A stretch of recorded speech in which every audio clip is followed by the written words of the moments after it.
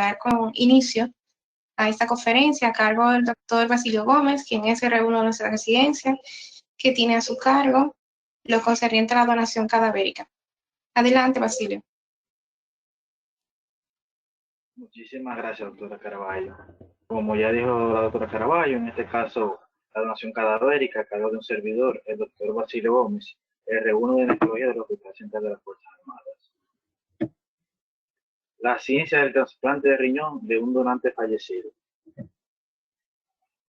Aunque la discusión sobre la muerte y sus oportunidades para la donación de órganos es desapasionada y puede ser un poquito despiadada, de hecho ocurre lo contrario. Las circunstancias de muerte súbita son siempre profundamente emocionales. La donación de órganos puede proporcionar a quien autoriza la donación por sí mismo el conocimiento de que su muerte súbita no será en vano. Para los afligidos puede proporcionar mucho de consuelo al que puede saber de alguna manera que la máxima generosidad de sus seres queridos permiten otros vivan de forma más larga y duradera. Nada de esto puede pasar desapercibido para los profesionales cuyo privilegio es facilitar lo que es el proceso de donación. La biología requiere que todos vamos a morir y que la mayoría de nosotros vamos a morir en circunstancias que a veces no permiten la donación de órganos. La parte 1 se centra en la ciencia de la donación de órganos fallecidos para incluir la evaluación de datos de manera categórica y coherente mediante el registro de los donantes potenciales, elegibles, reales y utilizados. La evaluación del desempeño se puede realizar en cada hospital de forma retrospectiva para esta categoría para luego permitir posibles mejoras para un programa sostenible de donación de fallecidos. La parte 1 aborda inicialmente el proceso de donación de órganos fallecidos, la determinación de la muerte por función neurológica o por cese circulatorio, la identificación de donantes potenciales y el posterior proceso de autorización. Esta sesión también incluirá métricas de desempeño de donación para evaluar si están maximizando las oportunidades de donación. La parte 2 revisará brevemente el manejo del donante fallecido y la técnica de recuperación de órganos del donante fallecido. Solo aproximadamente 0,5% de todas las muertes se vuelve elegible para la donación de órganos. Según la Organización Mundial de la Salud, estima que cada año se realizan aproximadamente 80.000 trasplantes de riñón en más de los 102 estados de miembros de la Asamblea Mundial de la Salud con servicio de trasplante de riñón. Aproximadamente 60% de estos trasplantes de riñón se realizan con riñones recuperados de un donante fallecido. El suministro de riñones donantes de órganos fallecidos ha aumentado, pero no lo suficiente de lejos para satisfacer lo que es la creciente demanda que existe. Se ha estimado que solo el 10% de los trasplantes de riñón necesarios anualmente se realizan en todo el mundo. En Estados Unidos se realizaron aproximadamente 13.430 trasplantes de donantes fallecidos en el 2016, un aumento de un 25% con respecto a la década anterior. Una mejora, pero aún mucho menos de lo necesario. Gran parte de este aumento fue el resultado de la muerte debido a una trágica epidemia de abuso de drogas y adicción a los opioides. Durante el mismo periodo de tiempo, el número de candidatos a trasplante en la lista de espera de riñón aumentó un 25%, pasando de 80 en el 2009 a más de 100.000 en el 2014. La donación en República Dominicana. ¿Quién es el INCOR? El INCOR es un órgano descentralizado del Ministerio de Salud Pública y Asistencia Social que coordina la red de coordinadores de trasplantes de República Dominicana. En el periodo de 2004 a 2018 se realizaron un total de 1.188 trasplantes renales, lo que a medida del tiempo el trasplante ha venido en aumento. En el año 2019 nos convertimos entre el número 50 y 60 de todos los indicadores de trasplante en el mundo, lo que fue un paso trascendental en la República Dominicana que iba en aumento y favorecía a este país. Pero algo que se interpuso fue lo de la epidemia por el COVID-19 que ha venido con la disminución de los trasplantes. En el registro del 2019, 76 trasplantes renales, 37 de donantes vivos y 39 de donantes cadavéricos. El primer logro histórico de la República Dominicana en tener más trasplantes renales de donantes de personas fallecidas que vivos.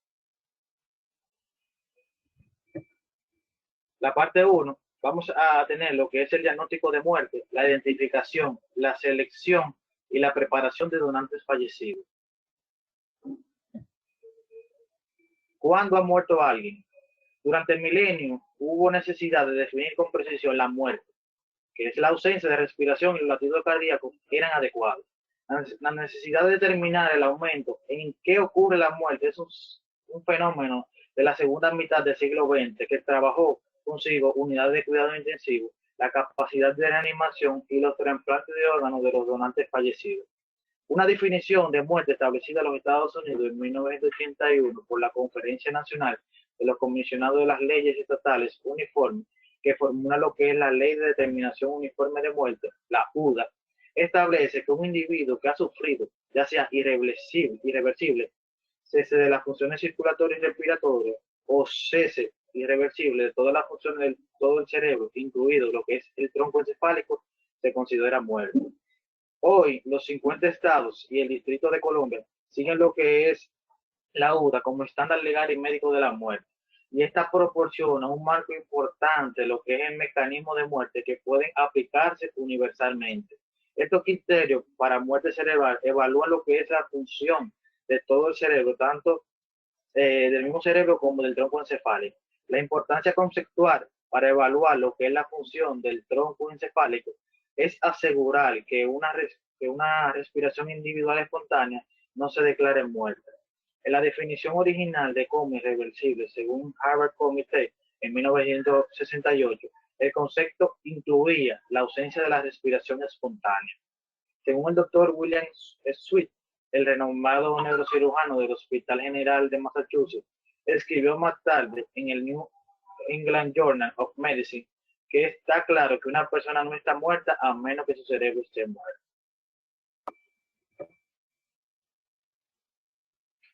La determinación de la muerte. La determinación de la muerte es un hecho cotidiano que tiene como consecuencias sociales, legales y religiosas y culturales que exigen normas legales para declarar la muerte. La muerte es un proceso que generalmente se determina sobre la base de criterios cardiorrespiratorios, pero ahora se ha hecho evidente que en la última instancia todos morimos cuando nuestras funciones cerebrales y todas las funciones del tronco encefálico, incluida la capacidad de respirar espontáneamente, se pierden irreversiblemente. La razón para hacer una evaluación funcional final exclusiva de la función cerebral es porque cuando se pierde es insustituible. Si no se puede restaurar la conciencia y no se puede respirar espontáneamente, es decir, sin ventilador, esa persona está muerta. La determinación de la muerte por ausencia de la función neurológica. El criterio último de muerte es la pérdida irreversible de la función cerebral que puede ocurrir como resultado de una lesión cerebral devastadora o la ausencia de circulación. La muerte se puede declarar cuando se cumplen los criterios de muerte del cerebro, pero la determinación debe incluir lo que es el motivo, conocido como el coma. El coma se considera irreversible con una falta del potencial actual o futuro de conciencia, vigilia, interacción y capacidad de percepción sensorial o capacidad de respuesta con el entorno externo. Hay una pérdida de la capacidad respiratoria espontánea, evidente, en ausencia de reflejos del tronco encefálico, y que esta va a confirmar lo que es una prueba de apnea. El término comúnmente utilizado, muerte cerebral, es desafortunado y puede causar confusión al público no especializado, que ya puede sugerir que el individuo muerto puede estar vivo de alguna otra manera. Se prefiere el término muerte determinado por criterios neurológicos, pero es poco probable que reemplace lo que es el término en lenguaje común.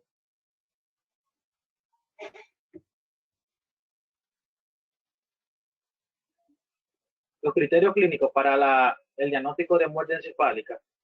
Tenemos lo que es la evaluación clínica de requisitos previos, que son establecer la causa irreversible y próximo del coma, excluir la presencia de fármacos sedantes, paralizantes o tóxicos, lograr una temperatura central normal o casi normal, la ausencia de alteración electrolítica, la alteración de ácido base, lograr una presión arterial sistólica normal por encima de 100 milímetros de mercurio. Y la evaluación clínica, de evaluación neurológica, tenemos lo que es el coma, que el paciente carece de toda evidencia de capacidad de respuesta, dígase la ausencia de reflejo del tronco cefálico, sin respuesta de pupilar, sin respuesta de los óculos cefálicos, sin reflejo corneal, ausencia del movimiento facial a un estímulo nocivo, sin reflejo tráqueo-bronquial o la apnea en respuesta de acidosis o hipercambio.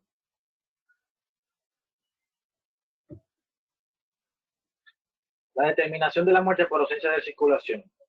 La ausencia irreversible de circulación es consecuencia no solo de la función de los órganos vitales como el corazón, los pulmones, el hígado, sino también del cerebro. La ausencia permanente de la circulación conducirá a la pérdida irreversible de la función cerebral. Si no se considera la donación de órganos durante la atención al final de la vida, la muerte puede declararse por ausencia de la circulación y respiración, porque sin circulación la función del cerebro se pierde inevitablemente. Cuando la donación procede de esta manera, ahora se denomina donación después de la muerte circulatoria o DCD, que lo vamos a ver con esa sigla más adelante. Si han abandonado los términos anteriormente, donación después de una muerte cardíaca o donación sin latidos cardíacos.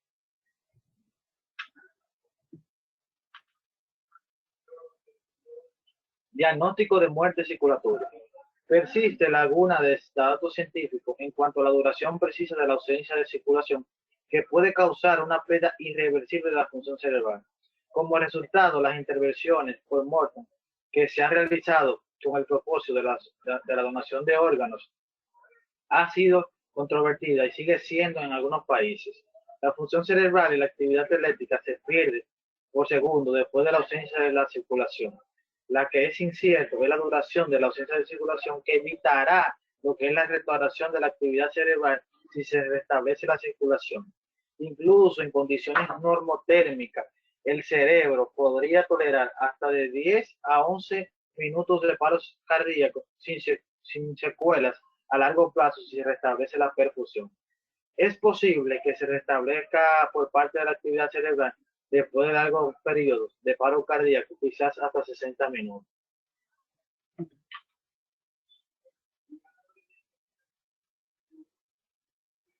La regla de donante muerto y la donación de órganos. La extracción de órganos después de trasplante no debe causar lo que es la muerte de un donante. Esta regla es axioma ético de la donación de órganos. Ninguna recuperación de órganos debe preceder a lo que es la declaración de muerte. La confianza en la donación de órganos depende siempre de la garantía de que el profesional médico dará prioridad a la atención del paciente moribundo sobre cualquier objetivo, por noble o bueno que sea. Antes de que se aceptaran lo que son los criterios de muerte cerebral en 1970, todos los órganos de donantes fallecidos se recuperaron de pacientes después de una muerte cardíaca y circulatoria. Cuando los criterios de muerte cerebrales se aceptaron ampliamente, los donantes de órganos después de una muerte circulatoria disminuyeron debido a los riesgos asociados con el daño isquémico del riñón y debido al desarrollo de las recuperaciones de múltiples órganos.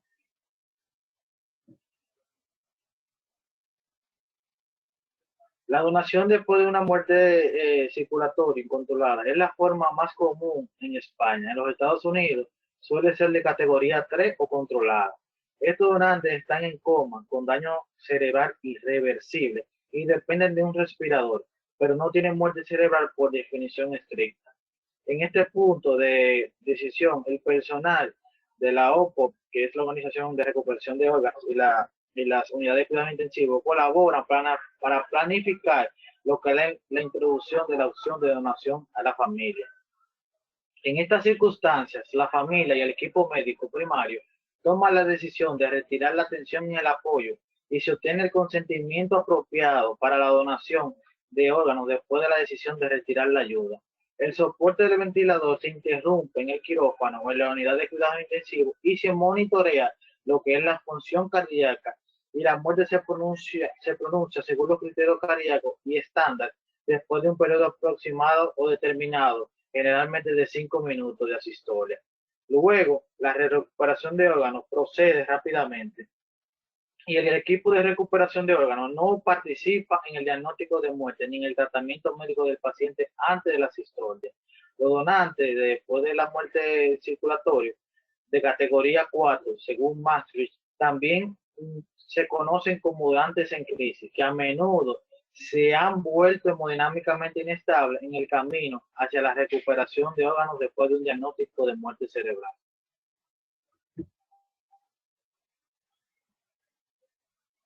Las categorías de Maastricht para donantes sin latidos cardíacos, tenemos la categoría 1, que es la muerte al llegar, muertos al llegar, perdón, categoría 2, que es la reanimación fallida, categoría 3, que es en espera de una muerte cardíaca, y la categoría 4, que es la muerte cardíaca en un donante con muerte cerebral.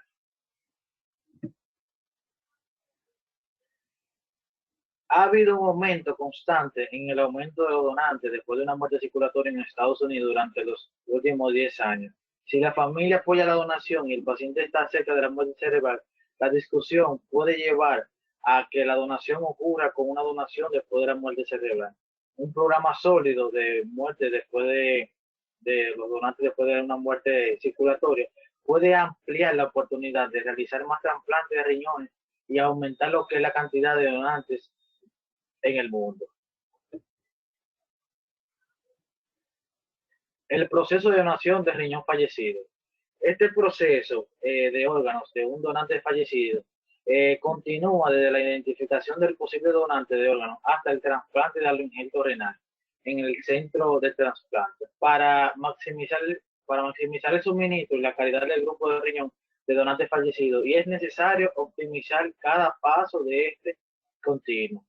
Este proceso de donación fallecido, desde la identificación del donante, identificación de donantes, desencadenantes clínicos, derivación a la organización de obtención de órganos, la evaluación de la identidad médica del donante, la autorización para la donación, la gestión del donante de órganos, la asignación de órganos, cirugía de recuperación de órganos, conservación y trasplante de órganos, así como también el trasplante de órganos per se.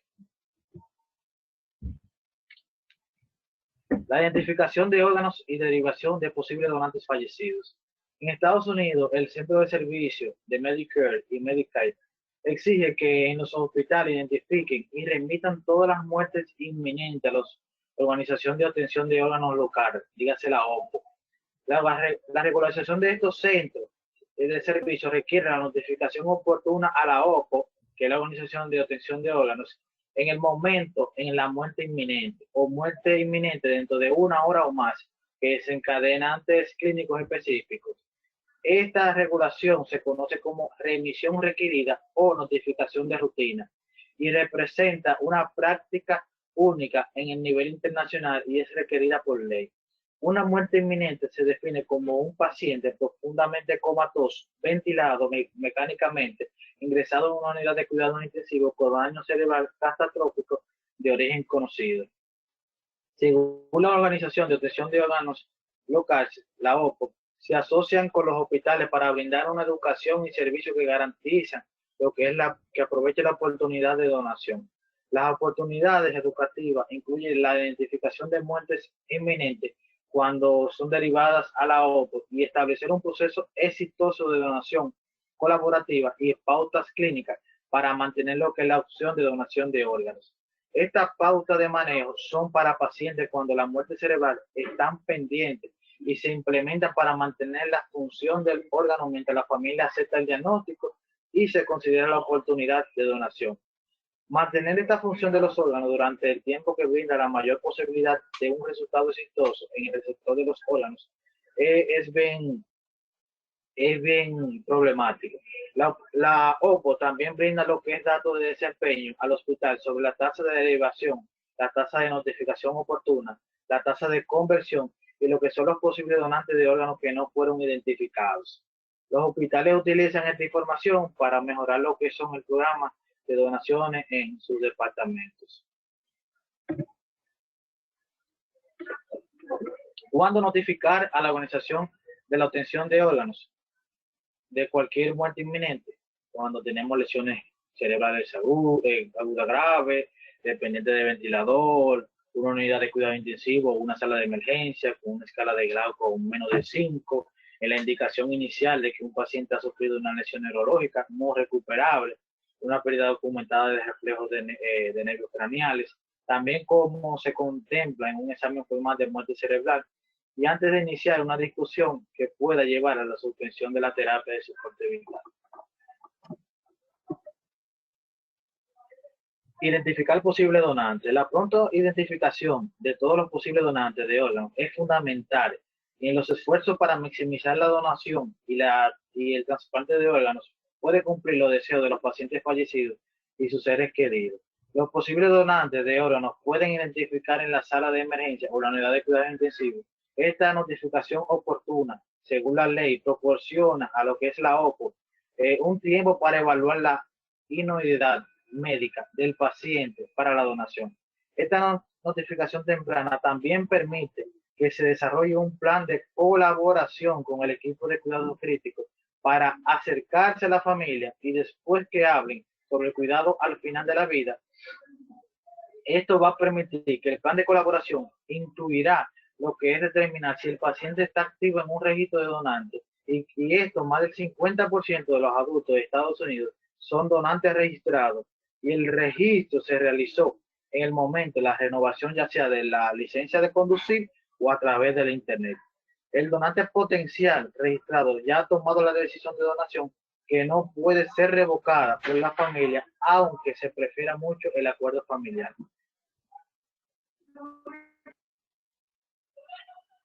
La vía crítica de la Organización Mundial de la Salud para la donación de órganos fallecidos proporciona un enfoque coherente y sistemático para el proceso de donación después de la muerte.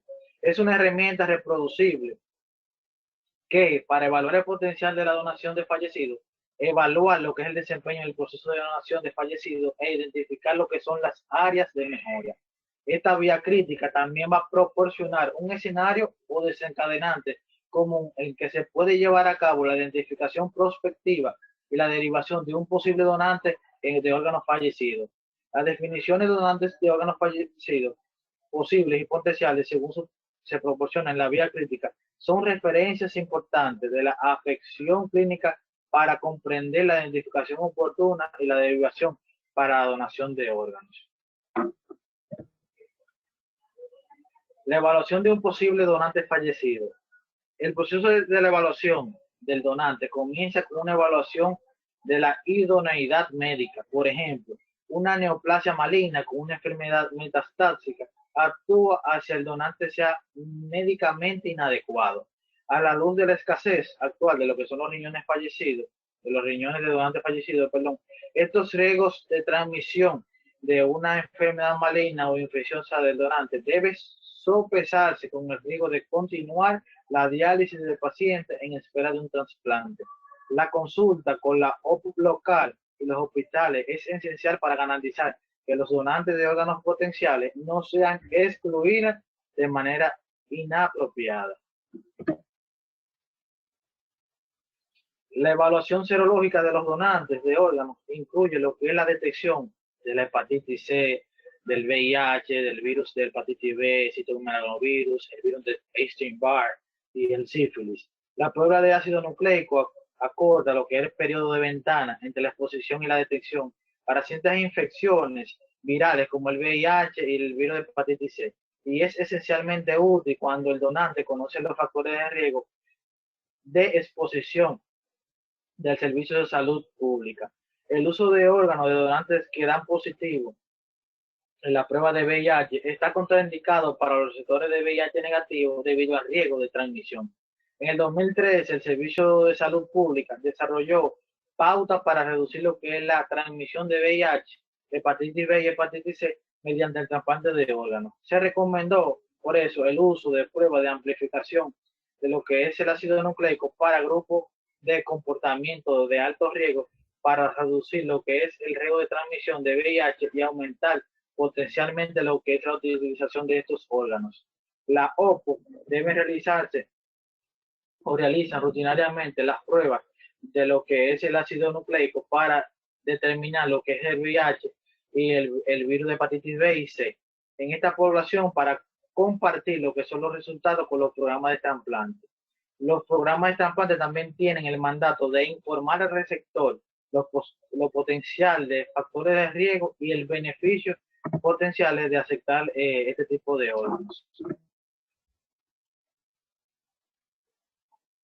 En el 2015, el Departamento de Salud y Servicios Humanos de Estados Unidos anunció que enmendará la regla final de lo que es de la OPTN para permitir lo que es la recuperación de órganos de trasplante de donantes VIH positivos. Este es un hito en apoyo a la ley de la equidad de la política de órganos de VIH, también conocido como la ley de Hope, que exige lo que es el estudio de la viabilidad, la eficacia y la seguridad de los órganos de donantes y VIH posible para su uso en pacientes de VIH positivo. La selección de ese receptor puede estar influenciada por el donante de perfil serológico, por ejemplo, aquellos riñones de donantes seropositivos al virus de hepatitis C pueden ser seleccionados para su uso en pacientes de serotipos positivos a este virus.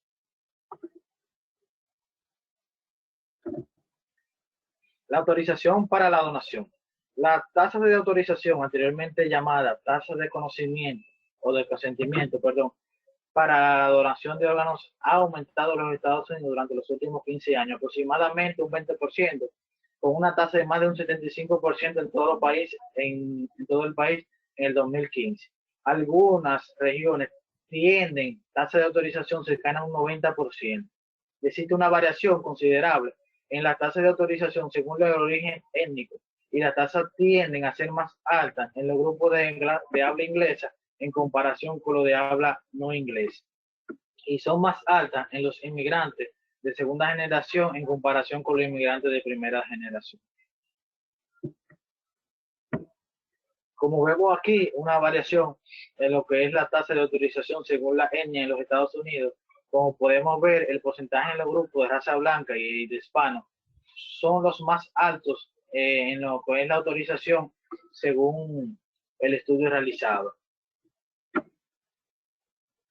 La opción y la exclusión voluntaria. En los 40 años transcurridos desde el inicio de la donación organizada de órganos para fallecidos en los Estados Unidos, el consentimiento para donar se basa en una aceptación o un consentimiento voluntario, lo que significa que el donante ha expresado donación autorizada y que los familiares también lo hagan. En ausencia de consentimiento, la donación no avanza.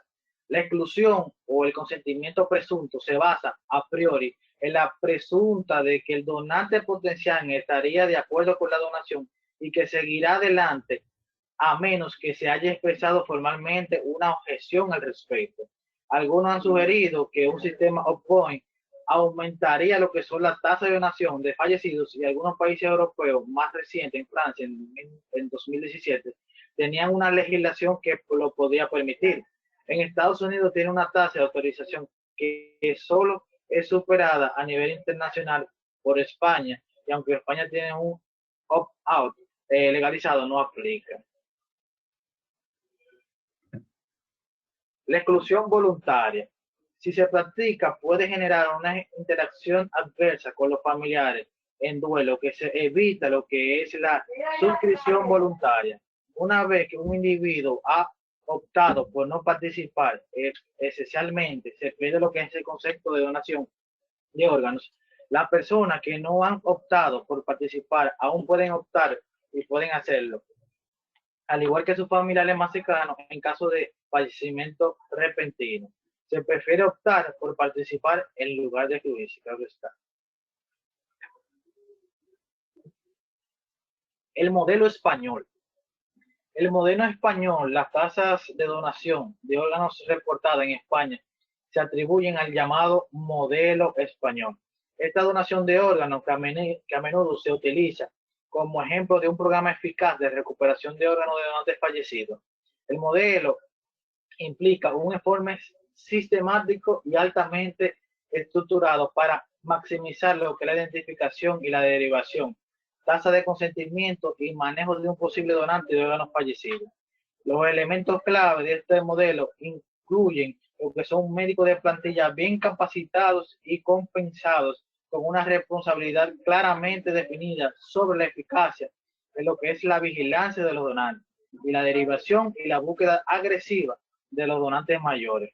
Los coordinadores de trasplantes de cuidados intensivos a menudo son los mismos médicos y se encuentran en lugar de la donación y son de muerte después de donantes, son donantes después de muerte circulatorio no controlada. Es una práctica común. Medida de desempeño. Al comparar la medida de desempeño de la donación entre áreas geográficas, a menudo se ha utilizado lo que es la métrica, que son donantes por millón de habitantes. Un método mucho más significativo para evaluar lo que es la comparación de las tasas de donación de órganos utilizado, lo que es la cantidad de donantes de órganos potenciales médicamente adecuados en una área geográfica como denominador y la cantidad de donantes de órganos reales en esa área como numerador.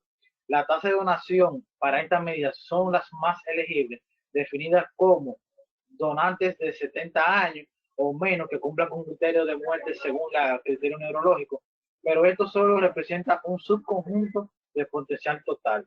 Una mejor medida es la métrica conocida como la tasa de conversión colaborativa. Esta medida incluye a todos los donantes después de una muerte circulatoria y donantes de mayores de 50 años, tanto en el numerador como en el denominador al calcular la tasa. La medida de desempeño. Siguiendo con esto, el uso de esta métrica ha sido una herramienta eficaz para monitorizar lo que es la mejora de donación de órganos en los 58 estados, en los 58, organizaciones de donantes de órganos de Estados Unidos. La tasa de conversión media de los Estados Unidos varía regionalmente entre un 60 y un 90%. Esto en el 2016, y la media nacional estaba cerca de un 80%. La métrica de órganos trasplantados por donantes es una medida de eficacia para los esfuerzos de recuperación de múltiples órganos. Cada donante fallecido, en teoría, una fuente de 2 riñones, corazón y pulmón, hígado, páncreas e intestino. Sin embargo, una medición no se ajusta a lo que son las características de donantes como la hipertensión, diabetes, enfermedad hepática, como puede afectar la capacidad de trasplante de un órgano. Ya en cuanto a la parte 2, que nos vamos a evaluar lo que es el manejo del donante de órganos fallecidos y lo que es la técnica quirúrgica de recuperación de órganos de donantes fallecidos. En Estados Unidos, la mayoría de los pacientes con una infraestructura avanzada de donación de órganos, el manejo del donante de órganos fallecidos que ha sido declarado muerto por criterio neurológico o muerte cerebral, pasa del personal de la unidad de cuidado intensivo al personal de la Organización de Recuperación de Órganos. Legalmente, el donante fallecido ya no es una persona y el personal no necesita estar dirigido por médicos, sino que generalmente son coordinadores especialmente capacitados que trabajan directa o indirectamente bajo supervisión médica. Este manejo de los donantes es complejo y está diseñado para maximizar lo que es la función no solo de los riñones, sino también de los órganos, tanto por encima como por debajo del diafragma. Esto evita o minimiza lo que son las lesiones por isquemia y reperfusión, y es un objetivo principal que se dificulta lo que es la liberación máxima de citocina en el momento de la muerte. Esto es lo que se conoce como tormenta de citocinas. Los adjuntos de farmacológicos. Los donantes fallecidos pueden sufrir altamente de la fisiología hormonal, hipoxia tisular y un aumento de la respuesta inflamatoria sistémica. Los objetivos de la gestión de donantes se han creado para ayudar lo que es un mejor efecto en la tasa de respuesta, y los complementos farmacológicos desempeñan un papel para ayudar a lograr estos objetivos. A la mayoría de los donantes fallecidos se le administran grandes dosis de corticosteroides para reducir lo que son los linfocitos circulantes del donante y atenuar lo que son las vías inflamatorias inducidas por la muerte cerebral.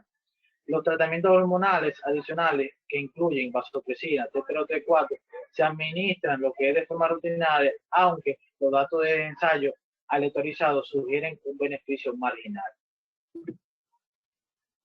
Para los adultos, normalmente se administran 25 gramos de mannitol para asegurar lo que es la diuresis y posiblemente para minimizar lo que es la lesión isquémica.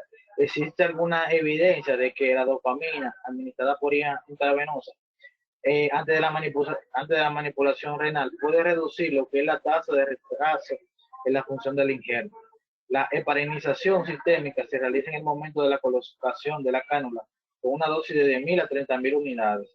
Las investigaciones sobre el manejo óptimo del donante de los órganos fallecidos ha sido notablemente o notoriamente difícil debido a las largas barreras logísticas y legales.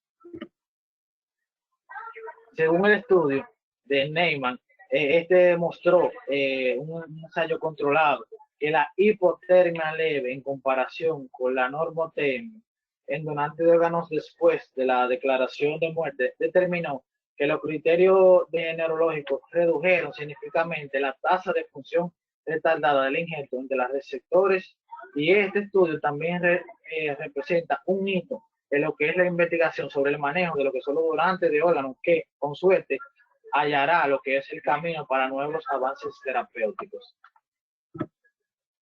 La técnica quirúrgica, si se van a extraer varios órganos, la secuencia preferida es el corazón primero, luego los pulmones en segundo lugar, el hígado, intestino en tercer lugar y el páncreas ya en cuarto, y ya por último lo que son los riñones.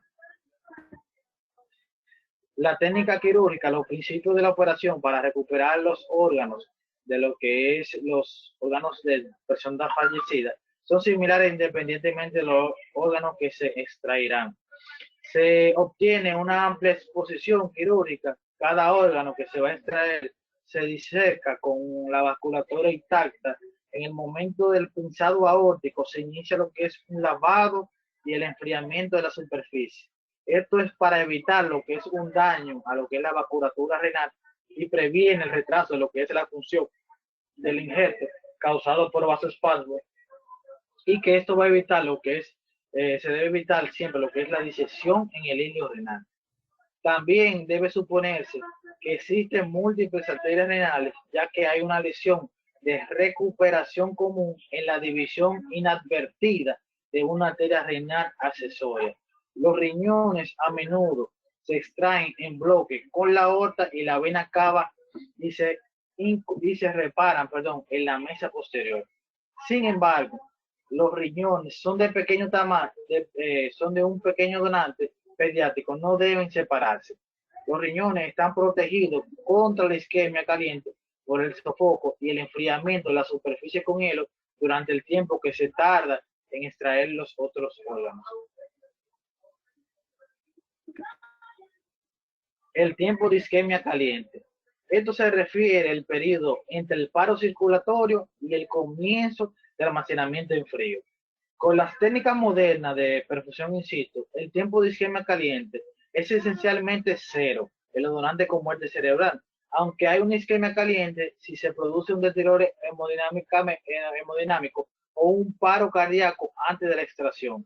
Un riñón puede funcionar después de 60 minutos de isquemia cálida o 90 minutos en un donante joven. Sin embargo, la tasa de filtración glomerular y de ausencia de función aumentan notablemente después de unos 20 minutos.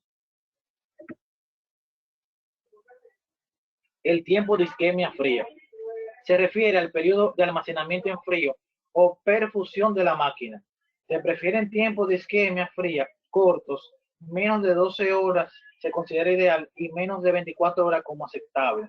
La mayoría de los centros prefieren no usar riñones que han estado almacenados en frío durante más de 40 horas, aunque los riñones de víctimas jóvenes de traumatismo pueden funcionar bien después de haber estado almacenado en frío durante periodos más largos y más prolongados.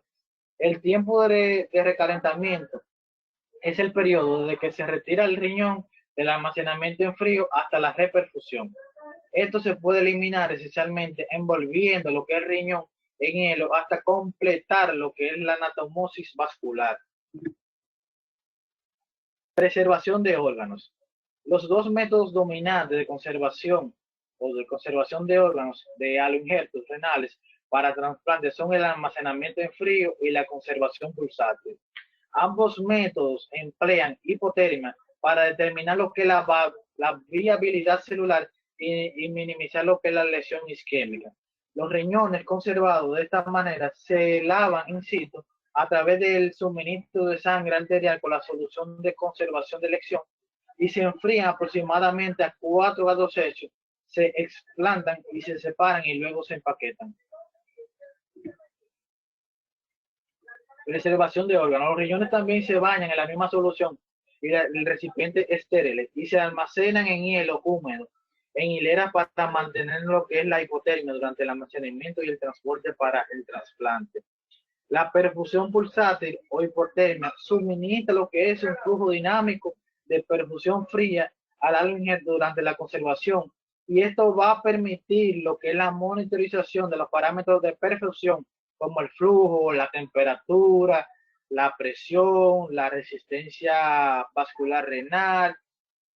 Y esta evaluación en serie de datos de perfusión puede ayudar a guiar lo que es la decisión de trasplantar, lo que es o descartar el riñón y también puede precedir lo que son los resultados. En general, se consideran óptimas las velocidades de flujo de 100 a 150 mililitros por minuto o más, dependiendo de una resistencia vascular de 0,20 a 0,40. Los aloinjertos, como el flujo persistente bajo, como por debajo de 75 mililitros por minuto, o una resistencia por encima de 0,40, generalmente se rechaza. El uso de la perfusión por un pulso sigue siendo inconsistente y controvertido.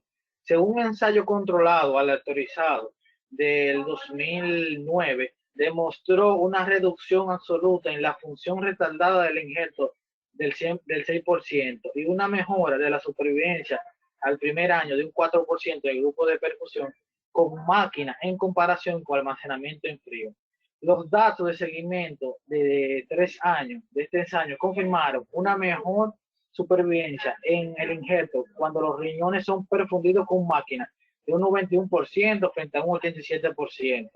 Las tasas de utilización de las máquinas de perfusión han ido en aumento de manera constante en la última década en los Estados Unidos, pero sigue siendo lo que es muy variable entre los centros de trasplante. Ya en cuanto a la asignación de donantes fallecidos, los orígenes de la asignación renal pueden remontarse hasta los primeros días del trasplante con donantes fallecidos en la década de 1960, cuando nuevos programas de trasplante renal obtenían lo que eran órganos sin tener receptores algunos. Esto dio luego un intercambio voluntario entre los programas dentro de la misma ciudad regional adyacente. Cuando se presentó la ley uniforme de donantes anatómicos en cada uno de los 50 estados de Estados Unidos, se definieron criterios para la donación y obtención de órganos, así como la designación de médicos especialistas de trasplante como un beneficio legal. Este principio reconocía el concepto de beneficencia al atender al paciente. El médico contemplaría lo que es la responsabilidad hacia lo que es el paciente como primordial. La UNOS, que no es más que la Red Unida para el Intercambio de Órganos, esta organización es privada sin fines de lucro que administra el sistema de trasplante de órganos de Estados Unidos. El establecimiento de la red de obtención y de trasplante de órganos, según por sus siglas en inglés, OPTN, mediante la Ley Nacional de Trasplante de Órganos, por sus siglas en inglés, la nota, requirió el desarrollo de políticas nacionales homogéneas para describir cómo se distribuirían los órganos de donantes fallecidos entre el receptor y se hizo para asegurar que el paciente en lo que es la espera de un trasplante en cualquier lugar de Estados Unidos reciba su trasplante siguiendo una orden establecida por la UNOS y gestionada por la OPTN, que que va a servir bajo contrato por la Administración de Servicios y Recursos de Salud del Gobierno de Estados Unidos. La asignación de estos órganos es la principal responsabilidad de la UNOS y la Organización de Procuración de Órganos, que es la OPOP, por sus siglas en inglés. Estas actúan siguiendo criterios de intercambio y de distribución acordado en un área de servicio determinada, dígase la DSA, por sus siglas en inglés. Esta es la área geográfica atendida por la OPO con sus hospitales de donación y programas de trasplante. Y esta dependencia de la UNOS se encuentra en lo que es Richmond, Virginia. La OPTN, esta trabaja en lo que es para equilibrar lo que son los principios éticos de justicia, utilidad, respeto hacia la persona y autonomía. Cuando decimos justicia cuando se persigue lo que es la igualdad, la equidad y la distribución. Cuando decimos utilidad, decimos utilidad cuando se reconoce lo que es los problemas clínicos y logísticos, y así como las dificultades y lo que limita, lo que son los beneficios que pretendidos para la justicia. Lo que hace un sistema de asignación sea eficiente y maximice lo que es el uso de todos los órganos que sean viables para el trasplante. El respeto hacia la persona.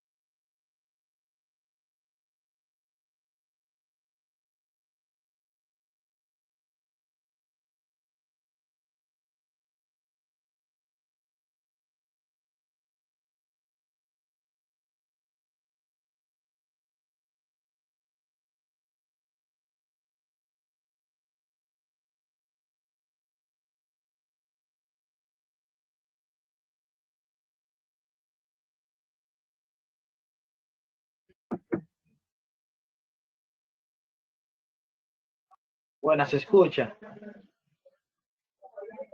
Ahora sí va a ser. Ok.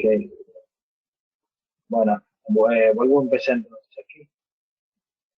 Como decía, la UPTM trabaja para equilibrar lo que son los principios éticos de lo que son la justicia, la utilidad y el respeto hacia las personas y autonomía.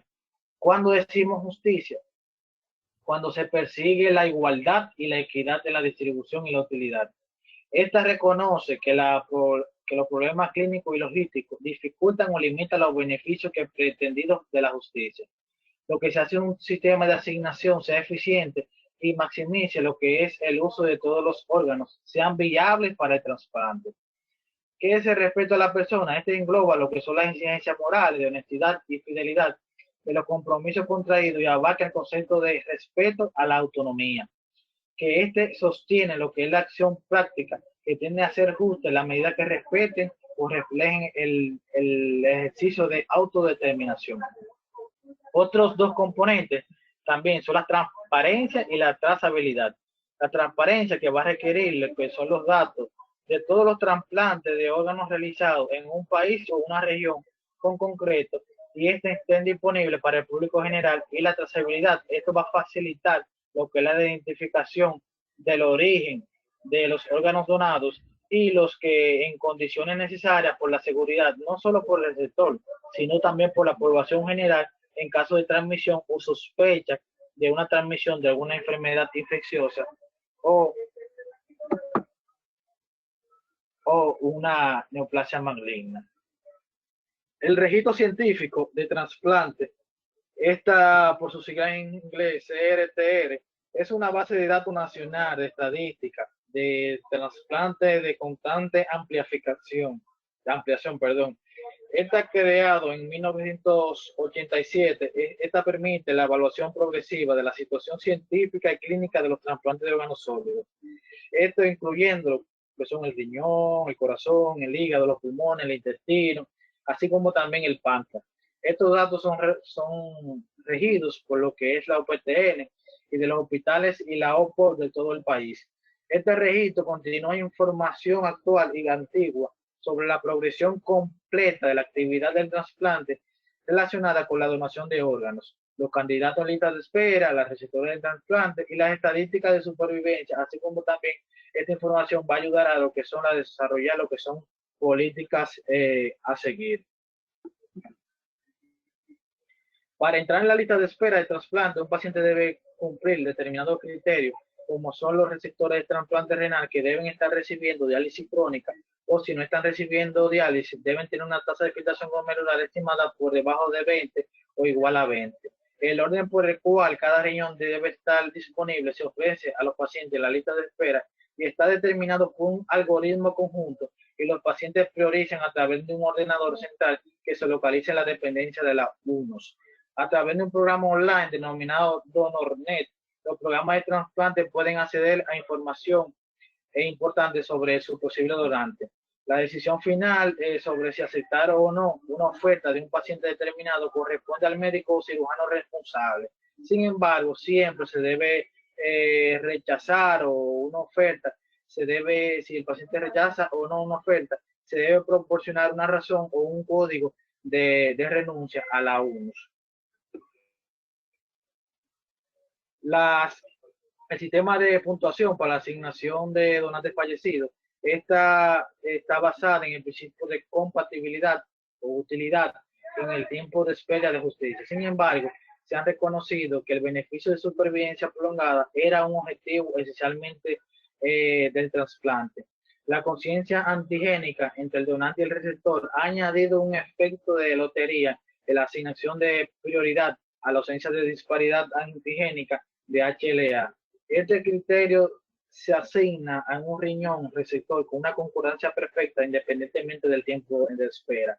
En el 2013 se cambió la política de asignación de riñones para eliminar los puntos de prioridad de HLA-B, lo que ayudó a aumentar un 37% de la probabilidad de que los pacientes afroamericanos recibieran un trasplante a igualdad de las razas blancas o otro reajuste de la justicia o utilidad se produjo al restablecerse en el 2004 una prioridad pediátrica que se incorporó cuando la disponibilidad de los riñones de donantes jóvenes se reducía debido a la disminución de muerte con criterios ampliados, que esto aumentó debido a la política de fomentar el trasplante. El término riñón de donante de criterio ampliado, por su sigla en inglés SDD, este ha sido retirado, el éxito habitual que se usa para describir la calidad y la determinación de la asignación del riñón de donantes fallecidos, pero permanece todavía en el vocabulario oficial. También se está utilizando lo que es habitualmente lo que es el riñón marginal. Este procede de lo que es un donante de criterio ampliado, de donantes fallecidos de más de 60 años o de una edad comprendida de 50 o 59 años. El sistema de asignación resultante se incorporó a la práctica en diciembre de 2014, que pretende fundamentalmente esto es aumentar lo que es la supervivencia del injerto. Para ello, se asignan riñones con una puntuación del índice de perfil de donante de riñón, por su sigla en inglés, KDP, a receptores con puntuaciones de supervivencia estimada después del trasplante por sus siglas en inglés, PTS. El PTS esta es una medida numérica que se utiliza para asignar algunos riñones en el nuevo sistema de asignación. En adultos, la lista de espera recibe una puntuación para su uso en el sistema de asignación renal. Una puntuación de PTS oscila de 0 hasta 100. El KDP, combina lo que es una variación de los factores de donante en un solo número que resume la probabilidad de que le falle lo que es el injerto después de un trasplante de riñón. Por ejemplo, una puntuación de un 20% de KDP indica que es probable que un riñón funcione durante más tiempo que el 80% de los otros riñones. Y un KDP de un 60% indica que es probable que indique que el riñón funcione durante más tiempo, durante de un 40%. Ya el sistema CAS, va a priorizar lo que es a los pacientes hipersensibilizados y a los de grupo B, lo que ayuda a lo que es la obtención de órganos de manera más eficaz y rápida. El sistema proporciona lo que es un volumen de trasplantes de donantes fallecidos realizados en aumento en aproximadamente un 5%. Esto se ha visto que ha tenido mayor eficacia en lo que es los pacientes afroamericanos y pediátricos. Existen variables ya en República Dominicana, tenemos lo que es en nuestra práctica diaria, que tenemos que concientizar lo que es ya sea salud pública, el Servicio Nacional de Salud, lo que es el mismo gobierno per se, de que el costo se estima que 1,2 millones al año se gasta en un paciente de hemodiálisis, mientras que en un paciente trasplantado en el primer año aproximadamente se vienen gastando 1 millón de pesos, pero luego aproximadamente en los próximos años se van a ir gastando de 200 a 300,000 pesos al año, lo que dice que a medida que los pacientes se vayan trasplantando es un menos costo para el gobierno y por ende es más beneficioso también para el paciente porque mejora lo que es la calidad de vida de este. La conciencia ciudadana, se debe incentivar a lo que es la población en la necesidad de dar un beneficio de donar, no solo pensando en que ellos podían salvar una vida o mejorar la calidad de vida de una persona, sino también así como podemos ayudar a alguien que un día podría recibir nuestros propios familiares.